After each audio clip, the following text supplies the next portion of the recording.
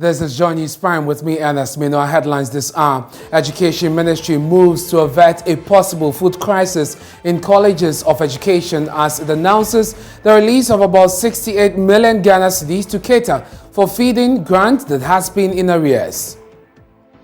But will that suffice? We'll find out and bring you a conversation on the other issues plaguing the colleges of education. Also tonight, as the race for the MPP's flag bearership heats up, Alan Chermantin overtakes Dr. Balmia as the voter's choice in the latest national tracking poll by the Global Info Analytics. We have details as the research also predicts an NDC victory irrespective of who leads the NPP.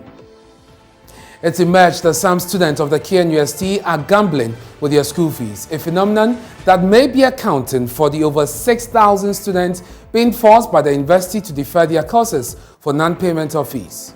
They use their school fees to buy Uber, others are setting up bakeries, others are using it for betting. And these students, we have evidence. Some parents have even sent us audios where students have received their fees but have refused to pay. The student leaders have been reacting. We'll hear from them. And at 8:30 p.m., we'll bring you the latest in business. Beverly? The economy expanded by 5.4% last year, higher than 0.4% recorded in 2020, indicating that the economy has rebounded. We'll hear from the Ghana Statistical Service. Going forward, we must try and add value to our commodities so that we can sustain the growth. The most important thing is to sustain the growth. If we are able to sustain our growth between, say, 7 and 10% for the next 5 to 10 years, Ghana will be better. And at 8:30 p.m., we have Prime Sports Oroiku Waterhead. Well, after his controversial decision in the super clash between Asante Kotoko and Heart of Folk, referee Kennedy Paddy has been suspended for the rest of the season by the Ghana Football Association match review panel.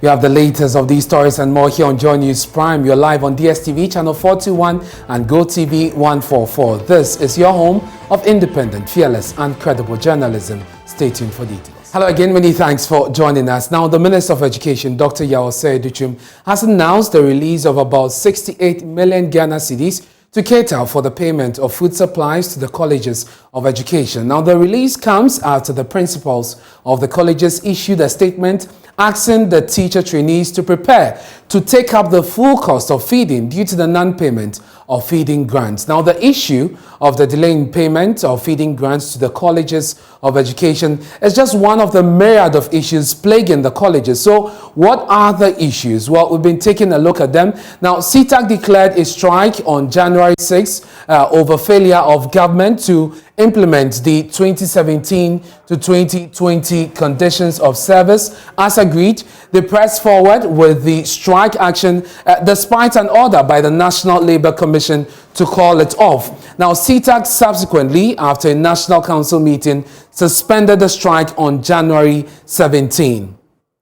Now, SENSAC, which is the Colleges of Education Non-Teaching Staff Association, then also called a strike. They called an indefinite strike on Monday, April 11, 2022, over what they termed as the hesitancy of the authorities to act on their calls for better conditions of service. They listed a number of allowances and conditions of service that government has failed to honor. And so the teachers went on strike, then the non-teaching staff followed. But the Director General of the Ghana Tertiary Education Commission, Professor Mohammed Salifu, described the strike as unfair and uncalled for. 4 days later, guess what happened? On 15th April, SENSAC then suspended its strike action for 1 week to make room for further engagement. You recall that in CTAC's case, they also suspended the strike. It wasn't called off. SENSAC also did same, just suspending the strike and not calling it off in order to allow for negotiations. Now, during this period, the teacher associations, the teacher trainees of Ghana, TTAC, lamented the effect of all these actions on students, because if the non-teaching staff are not going to the kitchen to prepare food for them, this would definitely have consequences on the academic work. TTAC then issued a statement discouraging the students from contributing money to help the schools feed them. And you recall, we brought you that story as well. Then we have Prinkov on April 19, just yesterday, issuing a statement asking teacher trainees to get ready to feed themselves from May 8. And the May 8 action is actually the climax of a number of actions, sort of a withdrawal of meals. So it was going to start with just breakfast and lunch, and then subsequently just lunch only. And then they were going to take up the full cost of feeding eventually. Now, this is because feeding grants to the colleges are in arrears, and teacher trainee allowances are also in arrears for 7 months. And so this is a lot of trouble for the teacher trainees. And amidst all of that, at the colleges, we have issues of infrastructure, which is plaguing them. So these are some of the major issues affecting the colleges of education. But addressing the media today, Dr. Yaose Duchum said that funds have been released in response to these concerns. I'm very happy today to inform you that government has released 67,942,652 cedis to colleges of education.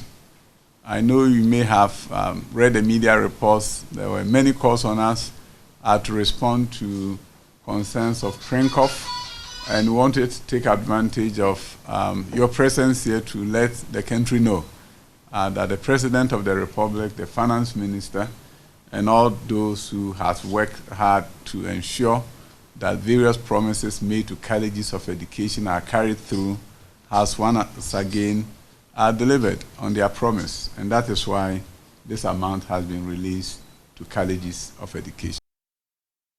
Now, so Prinkov, in reaction to this statement, we'll bring you their response shortly. Let's speak to Dr. Idrisu Suleiman, who is the Vice Chairman of Prinkov. He joins us on the line with more on this. First of all, tell us, government has responded to the issues you raised. Is this money enough? Would it suffice?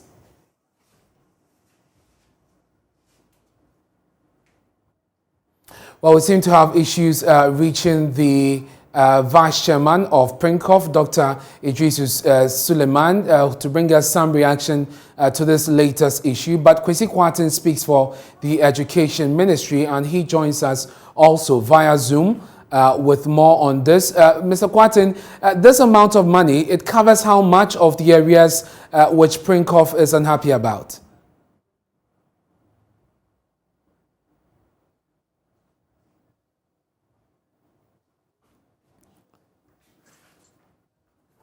Well, we seem to have challenges with the line, but let's speak to Professor George Odro, who is former Pro-Vice Chancellor of the University of Cape Coast. He joins us on the line for a conversation on the number of issues plaguing colleges of education. Now, Professor Odro, I'm grateful for your time here on Join News Prime. The colleges seem to be facing a number of challenges, and a chunk of it appears to be finance related, specifically on the issue of teacher trainee allowances and feeding grants. As for infrastructure, we'll come to that later. But what is your reading of what is happening, and how can it be addressed? Thank you very much. And I must begin by saying that it's good. It's very encouraging that the Minister of Education has informed the public that government has released some funds to address the issue. But the question is, do you have to wait until Prinkov threatens or the other bodies threaten before you release money? If you knew you have to release that, why do you have to wait? So it boils down to the issue of planning. You rightly said you would come to the issue of infrastructure, but I think they are linked together. The fact is that students' enrollment in the colleges had outnumbered facilities available. And managing those requires effective planning. Now, you look at the calendar, for instance, level 100 and 300 students reported on campus in January. Level 100 students spent 15 weeks and left. After 6 weeks, level 300 students went home to make up for the level 200 to come in. After 6 weeks, level 200 students also have to go home for level 300 students to return. Then currently we have the level 200s and 300s on campus. And level 400 students have been home since September 2021. All these give an indication that the ministry is aware of the financial challenges needed by the colleges. And this staggering, which I have branded advanced double track in the colleges of education, is a way of dealing with this issue. But I think that planning is the key issue here. Lack of proper planning is the key issue here. But we cannot toil with teacher training because it is the core of the quality education that we want for our children. So for those who say that some of these issues will definitely have an effect on the quality of the teachers we churn out, it is not exaggerated. No, it can't be exaggerated. Let me find out. Let's look at it. If you have a situation where level 400 students have to stay at home since September, and they'll be reporting in June, September 2021, and will be reporting in June. How are you assuring quality in such a situation? If you have situations where students will come to school, teacher trainees will come to school, and then spend 6 weeks, and then go home, how are you ensuring quality in those situations? If you have a situation where, because you have not planned, you have not projected to ensure that those level 200 and 300 students on campus would have to get a feeding grant for management of the colleges to see things through, it affects quality. You know, these are the issues. And one serious aspect of it is that tutors of the colleges of education are now being overstretched. They have to work throughout the academic year. And when teachers are not given break, when tutors are not giving break, they do not have time to reflect on what they teach. And it has implications for quality. Very well. Prof, so can you hold the line for me? We've been joined by Kwesi Kwarteng, who is PRO of the Education Ministry. We'll clarify a few things with you, and I'll return to you on the issue of teacher training allowances. Is it time to cancel it? And how should it be done? And when exactly? But Kwesi Kwarteng joins us. He speaks for the Education Ministry. Mr. Kwarteng, the amount of money that has been released, how many months of arrears does it cover? Okay, good evening, my brother, and a very good evening to your viewers. So if you look at our arrears that we had, our standing arrears, is for the 2020-2021 academic year, and then we're looking at an amount of Ghana 117,942,652. So if you look at this figure in December last year, that is 2021.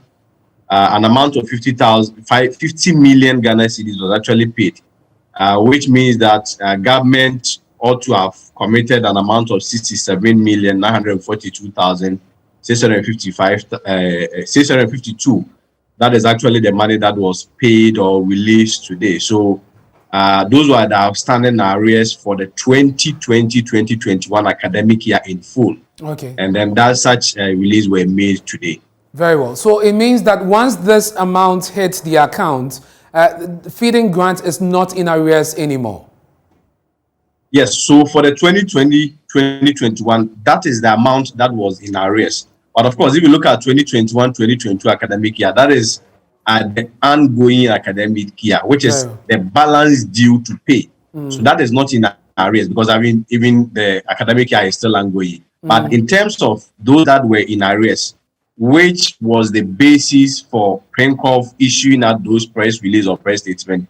Clearly, that was 67,942,652. Okay. Of which so when will this hit the account of the colleges? When should they expect it?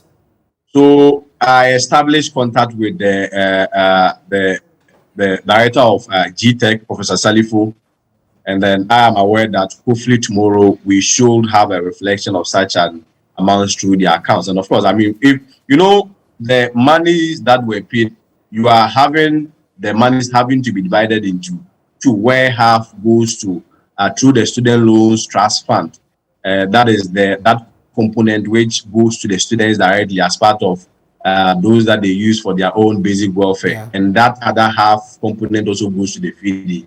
So hopefully tomorrow, the other ones that have to go to the student loan trust fund for annual disbursement to the students will be done hopefully tomorrow. And of course, we hope that tomorrow too, we are seeing the other component that is with regards to the arrears for the feeding aspect also goes to the okay. So I was coming to that. So just for clarity, you're saying that this issue, because I know that the feeding grant is somewhat tied to the teacher trainee allowances as well. There's a certain component that goes to the schools and there's a bit of it that goes to the student. You're saying that once this feeding grant hits the student account, you have put in the measure to make sure that a part of the teacher training allowance is also paid. Is that what you're saying? Yes. So if you look at this one, like I said, cumulatively or in totality, the entire 117,942,000 plus includes that component which goes to the students personally or individually, and that aspect which goes to the schools, or the component that goes to the school for the purposes of feeding. Okay. And so there was an outstanding arrears of 67 million plus, which has been paid today. So in terms of the money that has been paid, is going to settle that of the feeding component and that component that also goes individually to students. So teacher trainees who are listening to you should anticipate that the 7-month allowance that has been in arrears will be paid soon. I do not want to go into even the debate of the months, because so far as I'm concerned, the briefing I have is that with regards to the number of months that was left, is actually 4 months. But if you look at December, payments were made, and December payment was around 50 million. And so, but I mean, the most important thing is that, I mean, the principle is that teachers are going to be paid their allowance due them with regards to the 2020-2021 academic year, all outstanding arrears. And you say, when can they expect it? Like I said, we are hoping that tomorrow, I mean, as soon as the minister makes a public statement or public declaration that it has been released, what it means is that it's moved from controller. And then GTech is supposed to also make that arrangement where half of such payments go to the various schools, whilst the other half also goes to the students. So in regards to the students, the disbursement is done through the student loan trust fund, which we believe that tomorrow that process will be done. And of course, the other part will also be sent directly to the College of Education. The assurance I have from Professor Selifu of GTech, that is the agency responsible for all tertiary institutions, of which the College of Education falls under them, is that tomorrow, hopefully, we hope that the process will be activated. Very well. Kwesi Kwarteng, I'm grateful for your time. He speaks for the Education Ministry. We still have Professor Ojo with us on the line. Prof, to the issue of teacher trainee allowances, time to end it now?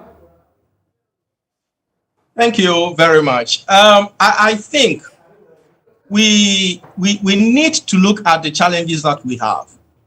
And when I first read the release of Prinkov, what came to mind was the alternative arrangement that the former Minister of Education, Professor Jainana Ukwu-Kwajima, initiated, which in a way was bastardized and then used as a political tool to write onto winning votes. I think that we've gotten to a stage where we need a national stakeholder forum to look at the funding of teacher training colleges of education, and then entire educational system in the country. Because if you do not have the means, you need to plan properly to ensure that you prioritize things. Well. So what I would say is that there is a need for us to have a stakeholder forum and revisit Professor Nana Ukwu-Kwajima's alternative arrangement. You know, it was twisted to inform the nation that she was proposing cancellation of the teacher training allowance, which wasn't the case. Very well. She was proposing that there should be a student loan scheme for students where students can take the loan at an adequate level so that we can get more students in the colleges of education. Now, because it's tied to the training allowances, the quota system is there. You cannot take more students. It's not true. Which quota system? Well, thank you very much, Professor Odro. Thank you very much. We have to end it here because of time. I'm grateful for your time. That's Professor Odro. He is a former Pro-Vice Chancellor of the University of Cape Coast. Let's go to the KNUST now, because it's emerged that some of the students there, I'm talking about the Kwame Nkrumah University of Science and Technology, are gambling with their fees, a phenomenon that may be accounting for the over 6,000 students forced to defer their courses for non-payment of fees. Now, the students were unable to settle at least 70% of their fees by the first week of April. The university's public relations officer, Dr. Daniel Norris Bequim, tells my colleague Mohammed Nuruddin it has been forced to go through with this decision in order to keep the system running. Every university needs to account for the number of students they have. And so for a number of years, we have been having issues with students not paying fees, some of them completing university and going away with our fees. So this year, we have decided to apply the fee policy, which has been approved by the academic board. And it is required that as a student, if you're an undergraduate student, you must register your courses at the beginning of the semester and pay 70% of your fees. If you're a postgraduate student, you are supposed to pay 60% of your fees. Now we have given 2-month window from February through March to April 11th. And we have some numbers, about 92% of our student population who have been able to pay their fees and register their courses. And so those students are in good standing. What we are dealing with now is about 7 to 8% of the students who are unable to register their courses. Then we don't know the reason why they have not been able to do so. And have we found out from these students, because some of them claim they are genuinely challenged, are we considering some exceptions, for instance? The university over the years has given scholarship to a number of students. We are talking about students who have benefited from scholarship ranging to the numbers of about 6,000, 7,000. Last year, we gave free laptops to needy students, about 800 students. So the university is not insensitive. What we are having, the problem we have now is a number of students are playing games with the university. They use their school fees to buy Uber. Others are baking, they are setting up bakeries. Others are using it for betting. And these students, we have evidence. Some parents have even sent us audios where students have received the fees but have refused to pay, or simply trading with the money. And we cannot allow this to continue as a university. That's surprising. Students are investing their school fees into other ventures, but yes. If they are investing, how is it that they don't pay the fees? So that is the question that you and I have to find answers to. How long has the school noticed this? Because you've talked about betting. That's quite worrying. This has persisted for, I'll say, 2-3 years, because previously we've had the notion that, okay, some people are genuinely having challenges, and so you allow them, we give them that leeway, and there's some complaints with them without paying the fees. If we tell you the amount of money that is outstanding in terms of fees is huge. About how much are we looking at? No, what we are talking about right now is in the region of almost 55 million Ghana cedis. Over a period of a year, how many years? I'm talking about this year. Just this year, 55 million in terms of arrears. Yes, in arrears. Well, and if it will interest you to note that in a year, we are spending over 22 to 24 million cedis just paying electricity bill. We are not talking about water. We are not talking about Wi-Fi. We are not talking about other expenditure that the university has to run to keep the university going. Well, Speaker of the Students' Parliament, Shumana Suleiman, is calling on the university to reconsider the decision. He's also been speaking about the issue of betting and gambling with school fees. Of the ordinary student in KNUST today. So as it stands now, most of the students on that are being frustrated as to the way forward into our coming semester exams and then the academic year. Because if you have been deferred and you know explicitly you've been deferred, I doubt how you'll be able to stay focused and then get your academic work done and then possibly launch yourself into the academic excellence we came here to pursue. I don't have any stance to blame the university on the policy, but the fact of the matter is that we are not in normal times. Post the ravages of COVID-19 and also the UTAG strike has imposed a lot on the student body. So we are calling on the university to consider an extension of the deadlines and possibly looking at reconsidering some provisions in the policy so that the ordinary student from the north, the ordinary student from the rural home, the ordinary student from likes of where I am coming from will be able to afford the university education and will be able to push our human capital index ahead. One of the affected students who spoke on condition of anonymity appeals to the university authorities to consider the plight of students and reverse the decision. I did my best during the vacation to get something doing. And during the vacation, I went to Accra and I got myself into some construction business. So I was following people around for something to do. And hopefully, thanks to God, I got something small. And I wasn't having laptop. So I decided that I will buy laptop from the money and the rest I'll use it to make payment of my school fees. But unfortunately, my mother got sick. So I had to give some of the money to her for her medical treatment. So after then, I had to buy some provisions and stuff. Also, I had to secure an accommodation on campus. So after incurring all these costs, I realized that I have nothing on me. So I couldn't make the minimum payment that I wanted to do. So I plead with the university that they should have pity on us and do background tests to check our actual situation at home so that they can help us out.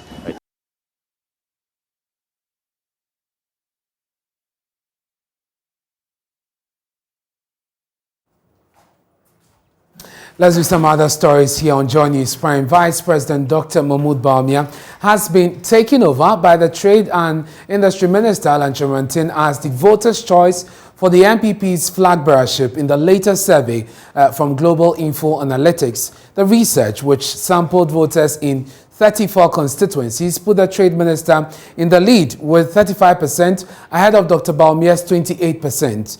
In January this year, when the first poll was conducted, the Vice President led with almost 40% as against the Trade Minister's 33.2%. So in 4 months, Vice President Dr. Mahmoud Bawumia's lead has been cut by 6.5%. Why is that? Kofi Ejie of our research desk joins me in the studio with details. Kofi, let's first start with the regional breakdown of this research. What does it say? All right, so Ernest, this chart you have here, we have about over 5, candidates for the MPP. So we have Dr. Mahmoud Bawumia, Alan Chemantin, Dr. Efriya Koto, Boachi Ejakon, and others. So in January, when the first research was conducted, you could see that 39.7% of the over 5,000 people sampled said that they prefer, Dr. Mahmoud Bawumia. That's the first January. And then if you look at Alan Chemantin, his was 28.14%. But fast forward, if you look at the one which has just been released, which is that of April, you could see that Dr. Bawumia's percentage has dropped from 39.7% to 33.2%, and that of Alan Chemantin has rather increased from 28.14% to 35.3%. 5% in April 2022. So, Ernest, that's what we have at the moment for the NPP side. If we should go to that of the NDC primaries, so we are looking at His Excellency John Dramani Mahama, former president, Dr. Kwabena Dufo, Kojo Bonsu, and someone else as the indicators that people were asked about the question. And then if you look at that of former President Mahama, in January when the first poll was conducted, 53 people said they prefer President Mahama. And then if you look at that of Dr. Kwabena Dufo, just 15% of them. And so if you should do a comparative analysis, if you should compare January's poll to that of April, you could see that President Mahama's percentage has increased from 53% to 57% in April. And that so of more and more people prefer John Dramani Mahama to lead the party. NDC, exactly, if you look at it from the NDC side. But let's do, if we should pick Alan Shermanton versus John Dramani Mahama, and once again, over 50,000 people were sampled, and then their views were taken. So if you should compare Alan Shermanton and John Dramani Mahama, who do you prefer? So we have 38% of the over 50,000 people sampled said they prefer Alan Shermanton, and 42% said they prefer, former President John Dramani Mahama. Okay. But 2024 polls. And if you should compare that of January to the April data, you could see that Alan Shermanton's percentage dipped from 38 in January to 37 in April. And that of John Dramani Mahama has increased from 42 to 50%, meaning that John Dramani Mahama has gained, 8 more percentage points if you should compare these two periods, whilst Alan Shermanton has lost 1 percentage point as far as this survey is concerned, Ernest. But they also looked at, the John Mahama factor as against both Bawumia and Alan Shermanton. Exactly. And they're saying that John Dramani Mahama, irrespective of who leads the NDC, the NPP, will win the election. Absolutely. So I just explained that of John Dramani Mahama and then Alan Shermanton. But if you should look at Bawumia and John Dramani Mahama, you could see that there's some sort of dynamics. If you look at the figures are a bit different. So Bawumia 38%, and then it dipped from 38 to 30, meaning Bawumia lost 8 percentage points if you should compare January to April's polls. But John Dramani Mahama increased from 43 to 53, gaining 10 percentage points in this period under review. Ernest. But there were other interesting findings in this survey about the ratings of government, for instance, in terms of its performance in various sectors. Yeah. What did you find? So they were asked the question, how would you rank the performance of the government? How would you rank the performance of the government? So what we have in green is the January polls, and what we have in yellow is that of April. So let's start with January first. So in January, 7% said, the performance of government is excellent. And then we have very good being 32, and then its average being around 24%, and government performance being poor or very poor, we have 37%. If you should compare this to what we have in April, excellence dropped from 7% now to 5%, and very good also dropped from 32 to 24%.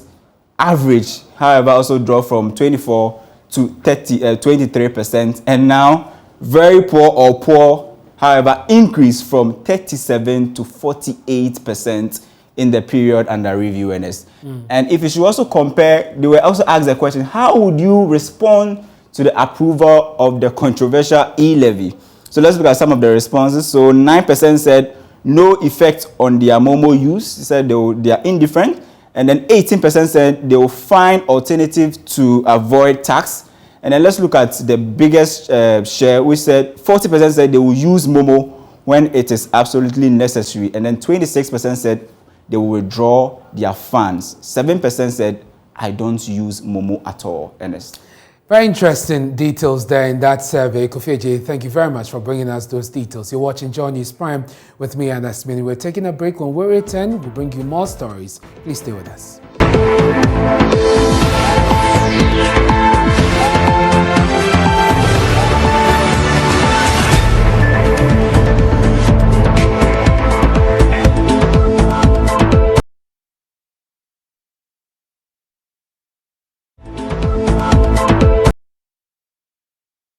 Thank you very much for staying with us here on Joy News Prime. Let's bring you some more stories. And starting tomorrow, Thursday, 21st April, members of the Civil and Local Government Staff Association of Ghana, CLOGSAG, will stay away from work in protest of government's failure to pay them allowances in exchange for their neutrality. CLOGSAG says the neutrality allowance forms part of a memorandum of understanding entered into with government on January 20, 2022. We'll bring you details of a communication to the regional secretary signed by the executive secretary of CLOGSAG, Isaac Bampo Ado. We'll bring you those details shortly. And it says notice of intention to proceed on strike due to non-implementation of neutrality allowance. The National Executive Council of the Civil and Local Staff Association of Ghana, CLOGSAG, on Tuesday, 29th March 2022, to discuss the status of implementation of the Memorandum of Understanding entered into with government on the 20th of January. Now, it was noted that the payment of the neutrality allowance has not been effected as agreed in spite of official reminders and follow-ups to the Finance Ministry and Economic Planning. The National Executive Council therefore decided that CLOGSAG should embark on an industrial action to press on its demand for the implementation of the MOU. So that is it there, and the strike is supposed to start from the 21st, that's tomorrow, in demand of this neutrality allowance. Well, we can hear from a labor expert, Austin Game, but before then, let's go onto the phone lines now and speak to the National Labor Commission Executive Director, Ofosu Asamoah. Thank you very much, sir, for your time here on Joy News Prime. So, does CLOGSAG have your blessing for this intended action? Well, we seem to have lost Ofosu Asamoah on the line there, but let's hear from Austin Game. He has been speaking about this decision by CLOGSAG to embark on the strike because of the neutrality allowance. Let me say this. Neutrality, as far as I am concerned as a teacher of labor relations and conflict resolution, neutrality is about use of language. It's about proper and effective use of language in a manner that helps parties to resolve their differences. So maybe they are talking about impartiality in the true sense that, it denotes what it's supposed to be. But they are using neutrality because that is what everybody else have been using. So granting that that is what they want to do. It's entirely in the domain of the employer to design a system that helps. My assumption is that the civil service is expected to be apolitical. So that's Austin Game. He's a labor consultant. Let's speak to Ofosu Asamoah now, the Executive Secretary of the NLC, that's the National Labor Commission. Thank you, sir, for your time here on Joy News Prime. Do they have your blessings to go ahead with the strike? No, they don't. They don't? Why is that?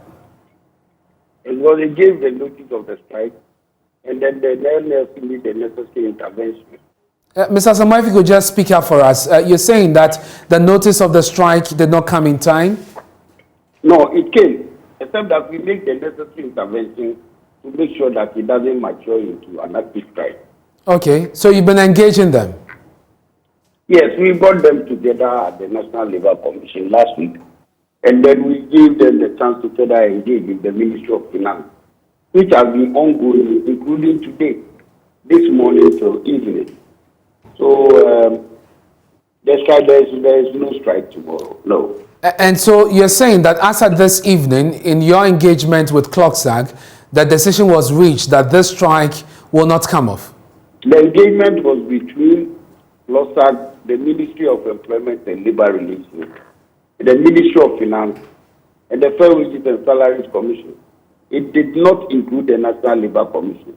Okay. We met them last week. And so you're saying that if the strike goes ahead tomorrow, it will be illegal? There will be no strike going on tomorrow. I have personally spoken to the cluster general secretary. There is no strike. National executives have not mandated any strike. And there is no strike tomorrow. The circular making rounds was that of the 5th of April. That was before the NLC's intervention. So after the NLC's intervention, there is no strike tomorrow. Very well. But just clarify for us, what does this neutrality allowance entail? Or it's an allowance which is paid to the civil service and local government service people, as they are not allowed to take care in active political activities in the country. But that is already a requirement in law, in the Constitution. Why pay them to do their work? And they are being compensated for it. Help me understand, why should they be compensated for what the Constitution, for what the law requires of them? Yes, but if the law imposes a duty or otherwise on you, and you are being paid for that, to abiding by it. Well, that is a negotiation between them, the Fair Wages and government. National Labour Committee is not part of it. So it can be best explained by the party who signed on to it. So the Minister of Employment will be the best person to answer this question. Very well. We as a commission only deals with the performance or the delivery on what parties have attempted to, so that it doesn't result in either strike, lockout, or any industrial unrest. We have to maintain the peace, and that is what we did. But as to the reason behind the payment or otherwise, it is the minister who can answer. And how much are we looking at in terms of percentages? They signed on to 20%. That is what the argument that was brought before the commission says, 20%. 20%. Of basic, yes. Mr. Samoa, I'm grateful for your time. That's the Executive Secretary of the National Labour Commission speaking to us there. He says there wouldn't be a strike tomorrow. Well, we'll follow up and bring you updates here on Joy News. The New Patriotic Party's Nasara coordinator for the Sisala West constituency, Musa Walaika Idrisu, is battling for his life at the Upper West Regional Hospital after sustaining machete wounds. He was allegedly attacked by some party thugs in the constituency. At a press conference held at the Sisala West capital, Bolu, executives of the party, led by the secretary, Abdul Rauf Zini, accused the Upper West Regional Minister, Dr. Hafiz bin Salih, and the chairman of the party, SB Gabri, for being behind the attack, the alleged attack. Rafiq Salam reports. I think anybody that has entered an abattoir, or the Hausa people will say Manyanka, anybody that has entered that place and the way the cattle has, or anybody that has seen Salah goat or Salah cow being chopped, is the same way Idrisu Waleka was chopped. If you were Secretary of the Sisala West constituency of the governing New Patriotic Party, Abdul Rauf Zini, narrates how a faction of the party allegedly engineered by a certain constituency chairman hopeful Abdul Majid Liman and supported by Upper West Regional Minister Dr. Hafiz bin Salih unleashed machete wounds on a faction perceived to be their sworn enemies over rumpus in polling station elections. They use these tanks to hold the chief and elders of Facho, the IT officer, the 2020 parliamentary candidate, constituency chairman, constituency organizer, constituency research and election officer hostage for close to 2 hours in the chief palace. This resulted in the destruction of constituency chairman's vehicle, and over 10 motorbikes were vandalized. These tanks assaulted this Nasara coordinator, and several other people got wounded with fractures of the arm. Not satisfied with this, the Upper West Regional Minister used Russian-type armed security men to install Majid preferred polling station executive in the Decima, Kosali, and Konkoko polling stations. The rifle executives and the choice of party members were also assaulted, and the police were helpless due to regional ministers' active interference in the conduct of the polling station elections. The constituency Nasara coordinator, Idris Waleka, was allegedly attacked on his way home late Monday evening and inflicted with machete wounds on various parts of his body and was rushed to the Bolu hospital. His condition became critical and had to be rushed to the Upper West Regional Hospital, where doctors said his condition is now stable but will require surgery on Thursday for further assessment of the injuries sustained. According to the MPP Sisala West Secretary, supporters of the party are now living in fear and wondering how a mere and simple polling station executive election could attract sea of security personnel to the area. Also, and the update you're getting on this story is that 2 people have since been arrested. We'll bring you more in our subsequent bulletins. Time now for the latest in showbiz.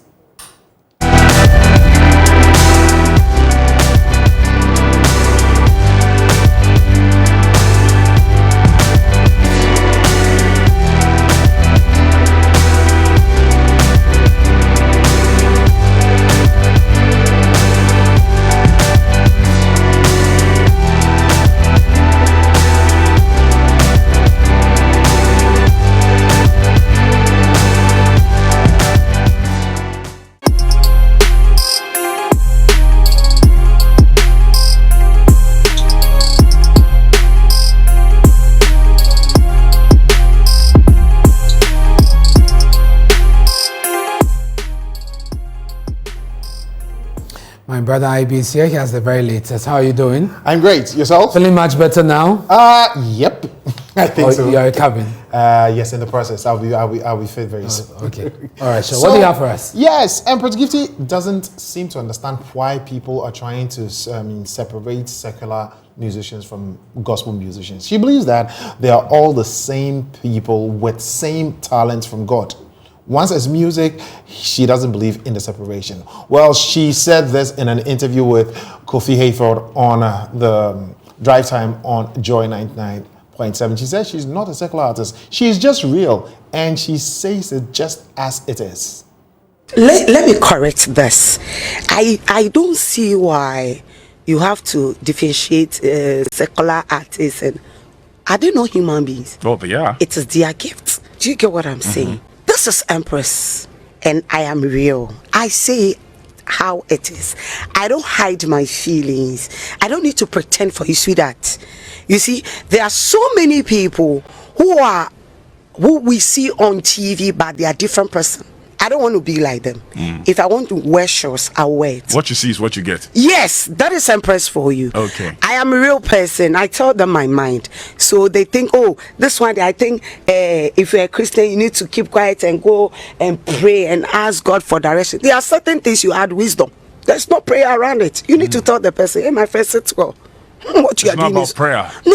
It's about wisdom. You apply wisdom to whatever you are saying. If you think whatever you said has offended the person, you say sorry and you move. And that is Empress. That is why I'm the game changer. Yeah, that's why she's the game changer. And she also stated that. But let me ask you this question. Is there anything you've ever wanted to do that you actually had to scheme around, or whether cry, do anything, so that your parents will give you the chance to do?